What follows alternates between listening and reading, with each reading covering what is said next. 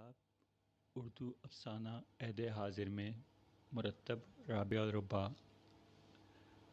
افسانہ نگار پروین عاطف، پیدائش 13 اپریل 1935، احمد آباد، تعلیم ایم اے سوشیولوجی، پنجابی یونیورسٹی لاہور، تصنیف میں پیلی پپا اجلے، افسانے 2003، کرن تتلی اور بگولے پڑاسی۔ آج ہم ان کا افسانہ ڈیزل میں لتھڑی چڑیا پڑھیں گے، پروین عاطف کا۔ یہ شاید کشمیر میں حضرت بل محاصرے سے کچھ بعد کا واقعہ ہے، جس میں ہفتوں کے ہندوستانی فوج کے محاصرے کے بعد ان گنت مسلمان شہید ہوئے تھے۔ بین الاقوامی برادری شش رہ گئی تھی، یا شاید اس سے کچھ پہلے کی بات ہے، جب اسرائیلی فوجیوں نے فلسطینی شہریوں کی ناکہ بندی کر کے ان کی اولادوں کے کشتوں کو مکھیوں کے مردہ ڈھیر کی طرح پشتے لگا دیے تھے، اور اسٹائل سے بات کرنے والا کلنٹن اپنی کرسی صدارت پر بش کو بٹھا رہا تھا، اور ان دونوں کے ہاتھوں میں خلق خدا کے درد دل کے دستاویزات پر اور انصاف کے ترازو تھے۔ تم امریکہ کیوں جانا چاہتی ہو؟ ہالینڈ کے لیے۔ اتنا بڑا اور وسیع اور اس ملک دیکھے بغیر مرنا نہیں چاہتی؟ میں نے خوش آمدانہ مسکراہٹ چہرے پر لا کر کہا۔ تمہارا وہاں کون ہے جس کے پاس تم جاؤ گی؟ اگر آپ نے کہا آپ اپنے کسی عزیز سے ملنے جا رہے ہیں تو فوراً یہ سمجھ جائیں گے یہ اپنے کسی کھاتے پیتے نوجوان بیٹے بھتیجے کے پاس جا رہی ہے۔ صاف مکر جائیے گا۔ میرے کانوں میں میرے بڑے داماد کی ہدایت گونجی۔ بالکل نہیں مس، میں تو وہاں کسی کو نہیں جانتی تک نہیں۔ اس کی تھکی تھکی صورت اور چمکیلی اداس آنکھیں جو اس کی حالیہ تصویر میں دیکھ چکی تھی، میری نگاہوں میں پھیل گئیں۔ پھر کہاں ٹھہرو گی؟ تمہاری عمر؟ میں؟ نہیں میڈم، میں لگتی زیادہ بوڑھی ہوں، لیکن جسمانی طور پہ بے حد چست اور چلاک ہوں۔ آدھا گھنٹہ روز یوگا کرتی ہوں، اور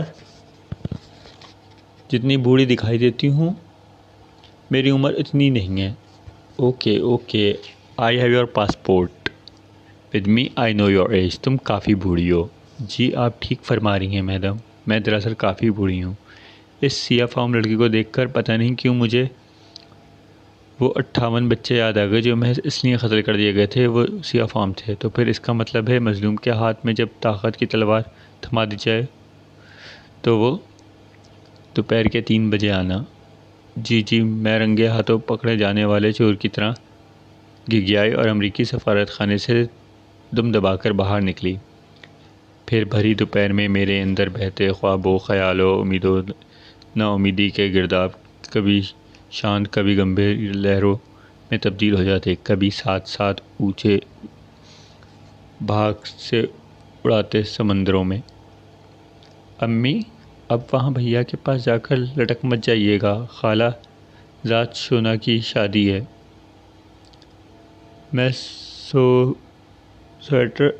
یہ سویٹر امی، یہ میں نے شیکو کے لیے ہی خریدا تھا، اسے بہت پسند ہے یہ رنگ، یہ اسے دے دیجیے گا اور کہیے گا برادر ایک مدت ہو گئی ہے کوٹھے ٹاپ کر کے کہیں گئے۔ یہ امریکی سفارت خانے سے واپسی پر میری اپنی مثبت سوچ اور بیٹے سے ملنے کی رنگین اسنگ کا نتیجہ تھا کہ میری بیٹی اور بیٹا میرے امریکہ میں داخلے کے ویزے کا یقین کر چکے تھے، اور انہیں لگتا تھا کہ میرے اپنے بیٹے شیکو کے سامنے پہنچ جانے کے بعد ان سب کے درمیان سارے اٹلانٹک سمندر، سارے بحر عرب، تمام سلسلہ ہائے کو، سارے وسط ایشیائی صحرا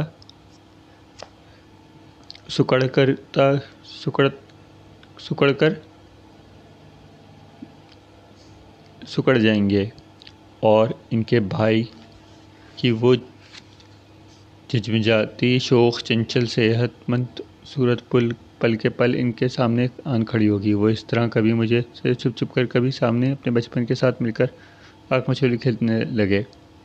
میں نے امریکی ثقافت، وہاں کے حالات اور قریب سے جاننے کے لیے CNN لگایا۔ ایک بار پھر عراق بد لگام اور دہشت گرد ہوتا جا رہا تھا۔ اس ڈکٹیٹر صدام کو اپنی قوم کے ان معصوم بچوں پر رحم نہیں آتا۔ جن کے پاس دودھ نہیں، وہ بوڑھے، بیمار، ناتواں لوگ جن کے پاس دوائی نہیں، یہ شخص قوم انسانی حقوق کی بری طرح پامال کرنے میں اپنی مثال آپ ہے۔ اس لیے آج امریکی اور انگریزی جہازوں کو عراق پر بمباری کرنا پڑی۔ صدر کلنٹن کا کہنا تھا، یہ قوم ایک ایسا بگڑا ہوا بچہ ہے جس کی ہتھیلیوں پر چھڑی برسائے بغیر بات کہیں نہیں جاتی۔ واقعی صدام ایک سنگ دل ہلاکو آدمی ہے، اپنے اولاد تک کو نہیں بخشا، اپنے ساتھ غداری کرنے والوں کے لیے خواہ مخواہ ابو جہل بن جاتا ہے اور ماتھا لگاتا ہے۔ ایسے مہذب، دیالو، طاقتور اور دردمرد قوم کے ساتھ جس کو رب نے غروب بخشا، جو کبھی قیصر و کسریٰ یا فرعون کو بخشا تھا، ادب، آرٹ، ٹیکنالوجی، سائنس یا اللہ خبریں دیکھتے ہی احساس کمتری کی شدت سے میرے دوران خون میں انجماد سا پیدا ہونے لگا تھا، جیسے میں نے رہی ہوں برف کی سل بن گئی ہوں۔ ٹک ٹک، میں نے خبروں کی منفی شدت سے گھبرا کر ٹی وی چینل بدل ڈالا۔ کوکا یا کوکا کا فری ویل مچھلی کے بچے کی بھولی صورت من مو لینے والی تھی۔ امریکی مچھیرے روپے کی لالچ میں اسے ایک بار جال میں پھنسا کر اپنی تیز رفتار مشینری ایگریسو دنیا میں لے آئے تھے اور اسے ڈونگے لامتناہی سمندروں میں رقصاں مخلوق کو تیسری دنیا کے بے بس کمزور ممالک کی طرح اس طرح سرنگو کر لیا تھا۔ وہ قدرت کے ایک عظیم اور حسین منظر کے بجائے ایک ایسا روبوٹ بن گیا تھا جو امریکی قوم کو اپنے سرکشی کرتب دکھا دکھا کر ان کا انعام و اکرام سے نڈھال ہو کر دل لبھا سکے۔ ایک دوسرے امریکی ٹی وی چینل پر اس ویل مچھلی کی کہانی چل رہی تھی جو وہاں کے فلم اور ٹی وی والوں کے لیے بھی کروڑوں کمانے کا ذریعہ بنی۔ پھر کسی روز جب کوکا مچھلی تیسری دنیا کی اسی بازاری عورت کی طرح وہاں سیٹوں کی جیبیں ہلکی کر کر کے ہلکان ہو گئی تو وہاں کے نرم دل جانور حقوق کے انجمن کا دل پسیجے اور کوکا کو بڑے سمندروں میں واپسی کی مہم چل پڑی۔ پھر گھر بیٹھے بیٹھے اپنے بچوں کو سینے سے لپٹائے والدین کے دل کو فری ول کے اپنے والدین اور خاندان والوں سے جدائی کے خیال سے خون ہونے لگے، اور جانور حقوق، ماحولیات، بوسنیا، کشمیر، فلسطین، روانڈا، انگولا، عراق، یا اللہ! میرا سر اندر اور باہر سے گول گول گھومنے لگا۔ دیکھیں امی، اس قوم کی عظمت فری ول کی۔ اپنے والدین کے پاس واپسی کے لیے انہوں نے کروڑوں روپے خرچ کر دیے۔ آپ کو ویزا ضرور ملے گا، آپ میرے دلارے بھائی سے ملنے جائیں گی۔ چھوٹی بیٹی نے میرے لیے بھری دوپہر امریکہ جانے کے لیے سویٹر، کپڑے، شالیں صندوق سے نکال کر ایک طرف رکھتے ہوئے کہا۔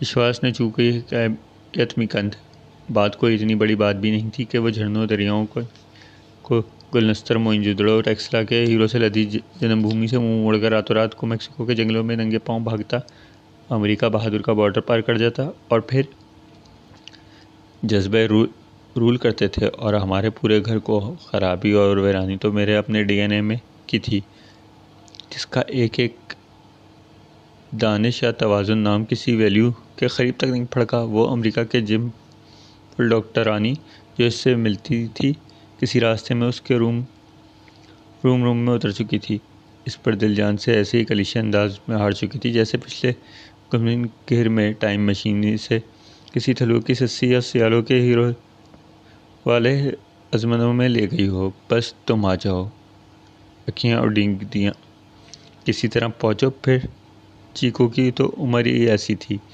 اس کی 10 سمندر پار کی